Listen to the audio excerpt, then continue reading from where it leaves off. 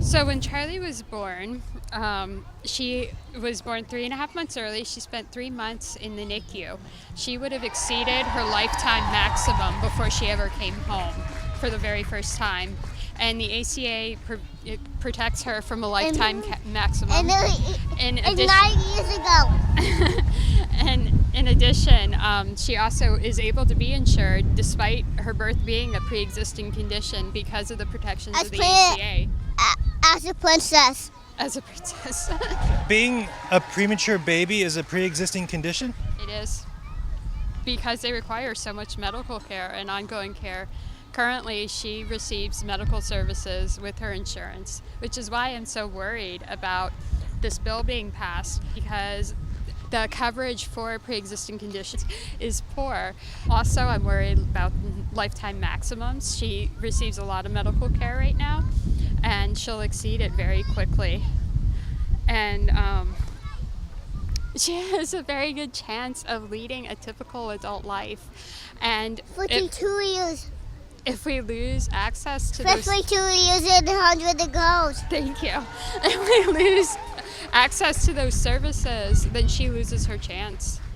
And to me, she's fought so hard and come so far just to miss out. In 26 week, I play with my friend all the time. Because we can't afford medical care is devastating to me. And what we had before Obamacare wouldn't have... Before Obamacare, she would have exceeded her lifetime maximum before she came home from the NICU. And additionally, she'd be uninsurable when she was born because this is a pre-existing condition. You know, before 2014, if you were born with congenital heart disease like my son was, there was a good chance you'd never be able to get health insurance because you had a pre-existing condition. You were born with a pre-existing condition. If your parents didn't have medical insurance, you might not live long enough to even get denied because of a pre-existing condition. If your baby is going to die, and it doesn't have to, it shouldn't matter how much money you make. Don't let their partisan squabbles divide us on something every decent person wants. I saw a lot of families there, and no parent should ever have to decide if they can afford to save their child's life. It just shouldn't happen. Not here. So I saw it, and I was so grateful for him for stepping up and telling it. In 26 weeks. Because telling these stories is not easy. In 52 years. I mean, interviews are never actually easy, but these are more difficult because the emotions involved and so forth. So I'm so grateful he stepped up and did it and brought a lot of hope to parents like me that maybe they'll listen to somebody. So, what would you say to people who have the impression that laws like the Affordable Care Act are taking money away from people who are healthy and giving money to people who are sick and taking things away from those who are fortunate and giving it to people who are less fortunate, and they're upset about that?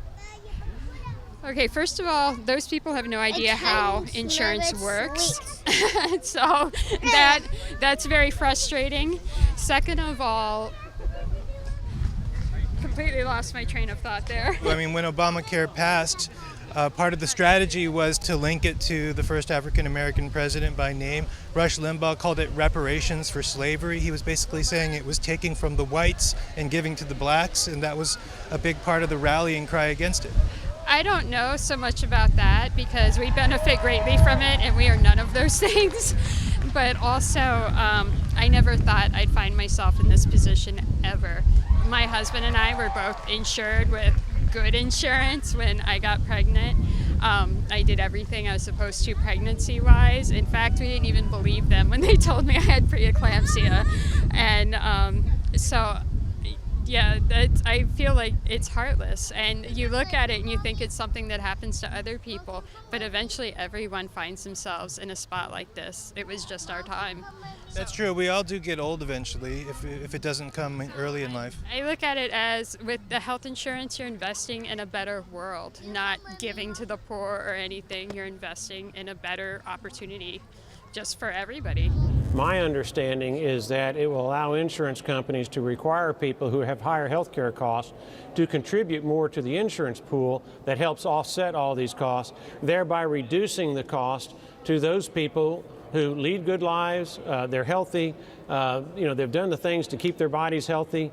And right now, those are the people who've done things the right way. Yes, he immediately backpedaled, but he still said, people who live the right way and so forth. That hurt, because the biggest frustration for me out of all of this is the injustice. We drew the short straw, and now we're being punished for it.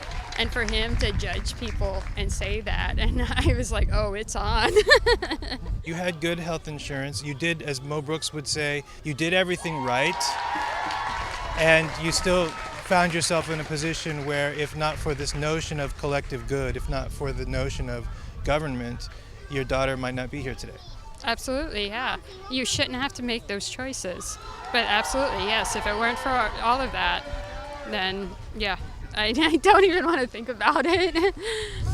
So with this new plan, if they gut it, this new plan passes, they'll gut Medicaid, and she'll miss out. So we are in such grave danger with this bill that you have to fight. I have no choice but to fight this, and I can't stop. It's, it's her future, and I can't give up.